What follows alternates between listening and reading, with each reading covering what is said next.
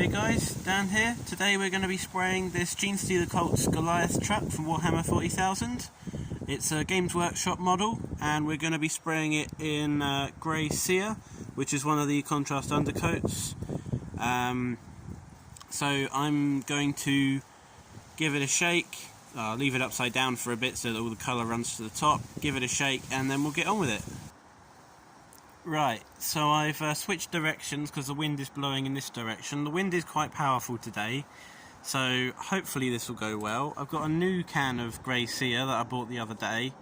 I'm going to try giving it some few initial blasts, see what sort of colour we get. Well, I don't think it's too watery. I think we've got the right colour. Yeah, that looks good.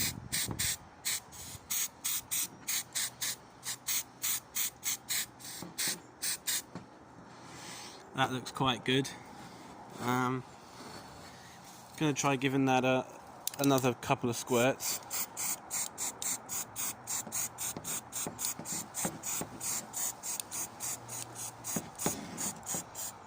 There we go. That side is pretty much all right now. Going to turn the model around. You can see the front of the model now with the bulldozer blade on the front.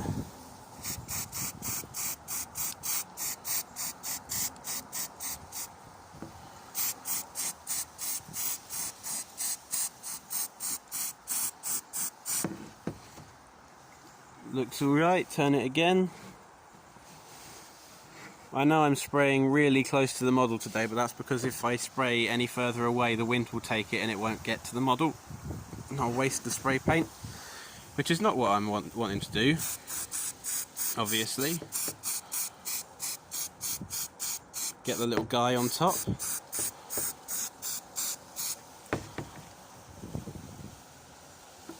And now turn it around to the back.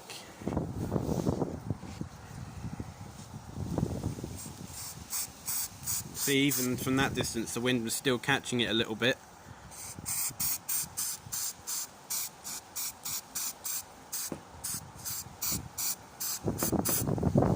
Okay, so that appears to have done it for the back of the model.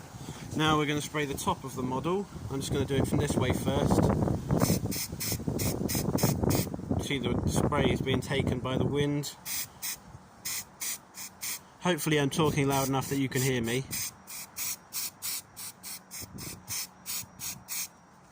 Now that hopefully should be pretty much done now. I am going to have to get the front of the top of the model, I am going to have to come around here, which is not ideal, and my shadow's blocking the view. That's better.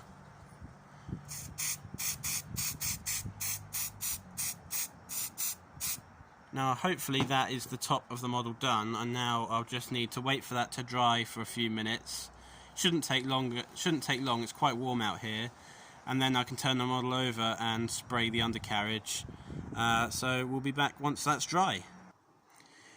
I'm having a coffee while I wait for the model to dry. I'm sat in here out the wind. I've left the model outside because I think in the wind and the heat out there combined should give it the best conditions to dry quite quickly.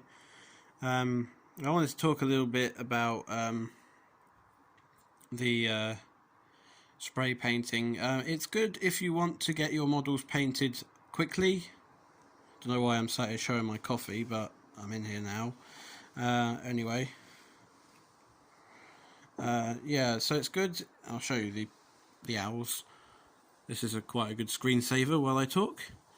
Yeah, so it's quite good if you want to get your models sprayed up quickly rather than having to sit there and manually brush a base coat onto them. It also saves your brushes. If you find that the base coats do take quite a toll on your brushes, can be quite bad, and it's not a bad idea when they brought out the spray paints. It does help us get our models done quickly, but equally it is quite easy to get wrong, the spray painting. You have to be quite careful with it. And if you're into the painting, you might just want to do your base coats yourself, in which case just do the base coats yourself, don't bother with the spray paints. It all depends what kind of hobbyist you are. I know quite a lot of the Warhammer fan base don't like painting at all. Like, you get a lot of unpainted armies turning up at club meets and stuff. But I think that's enough of the owl screensaver now, and we'll get back to modelling.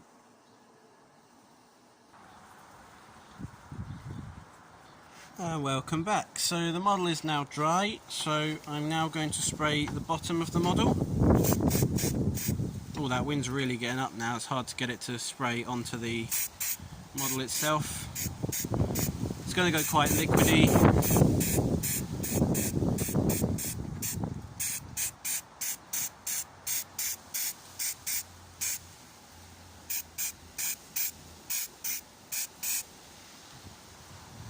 Just going to check in the cracks of the model. I think I'm going to have to do that from the top when it's dry, but under that scoop there at the front there is still an unpainted bit. I'm not going to go really super close in to do that because it's just going to end up in a massive pile of like layer of liquid on top, liquid spray paint on top, which will dry and the colour will be all uneven and stuff. So just going to have to wait for that, I think, and I'll probably do that as well. Yeah, back once this layer is dried. Here we go, guys. So I forgot to mention I have already built the transport version and partially painted it. Here it is. This is the Golliath truck, the one I've just sprayed. In this configuration it's called the Golliath rock grinder. Both are usable in the Warhammer 40k game. If you're playing genestealer cults, which is kind of a subset of Tyranids. It was released kind of to give Tyranids someone to ally with, but they are very good in their own right. I really enjoy playing them because they're a bit different to every other faction. They rely on stealth and trickery and things like that rather than just being all shooting or all close combat, although these guys are pretty close combat, including this Golliath rock grinder. If you charge him at an enemy, he's really good. That drill dozer blade, it hits on 4s, and I can't remember exactly what the strength was, but I'll cover all that when I do my genestealer cults full army review. I'll probably cover that for each model, hopefully. Yeah, I think these are really cool looking models. They're basically mining trucks, because if you don't know about the genestealer cult story, they are like mining communities who have been invaded by a genestealer, which is a alien from the Tyranids hive fleet, and basically what happens is they bite somebody, that person's children then are slightly alien themselves, and it just progresses through the generations like that until eventually there's a massive great genestealer cult hidden underground where the real humans can't see them, and then one day they'll just rise up and overthrow the human population. It's quite an interesting story if you read into it. That's just a very, very brief summary of it. If you read into it, it's a really interesting Warhammer lore. So yeah, I'll discuss the differences. Basically, that one counts as a dedicated transport. If you take it, you have to have an infantry unit to be able to take it now. In the new edition, the rules for transports are you can have one transport for every infantry unit rather than one transport for every unit, which makes a lot more sense because you wouldn't be taking transports if you didn't have anybody to go in them. Some of them can be used, like the Eldar ones and the Space Marine ones. Some of them can be used as just tanks and things like that, but generally speaking, if you're taking a transport, it's because you want something to put in it. So I think that's quite a good new rule. And this one can carry 10 models. So you could have 10 Neophyte hybrids, 10 Acolyte hybrids. But there's a special rule that if you put the Patriarch, who always has to be the Warlord in the genestealer cult army if he's included in your list, if you take a Patriarch and decide to embark him on this transport, he takes up 5 models. So what you could do is have Patriarch and then a group of 5 pure strain genestealers or something like that embarked on that one, and then This one is a heavy support choice because it's got much better weapons, it's much better in close combat, and this one can also transport, but it can only take 6 miniatures. Still has the same rule with the Patriarch, so you could have a Patriarch and a Magus maybe if you wanted to do that. They're both excellent models. I'll showcase those in the Genestealer Cults video I'm going to do for definite. Yeah, they're really good models, really nicely detailed. I'm going to pay close attention when I'm painting these, so I don't want to ruin them in any way. They look really cool. I'm going to paint the people on them as well. This one you get 2 people on it because it's enclosed. You can see it's the difference is you've got a much more enclosed back area, whereas if you look at the back on this one, it's open top. You've got a ladder there, and the back's open because the guy's standing there firing out the back. Although you don't actually get to use these guys' weapons in game. They don't count for anything because I don't think this one has the open tops rule, like some transports do. But I'll discuss the weapons that you get next. On the transport version, you're a bit limited. You've got the heavy stubber, which is this turret here the guy's operating. The heavy stubber, this is quite a complex model of the heavy stubber. It's got like a scope thing on the top rather than the normal one, which I don't think the heavy stubbers usually have the scope on the top. In other models, I don't seem to recall. The ones on the Ridge Runners definitely don't. And I don't think the one the Neophytes themselves carry, or can carry if you choose it, don't. And then it has also got a, this is called a twin autocannon. Now I don't believe you get any multi-part weapon choices. You can't swap this out for anything on the transport version.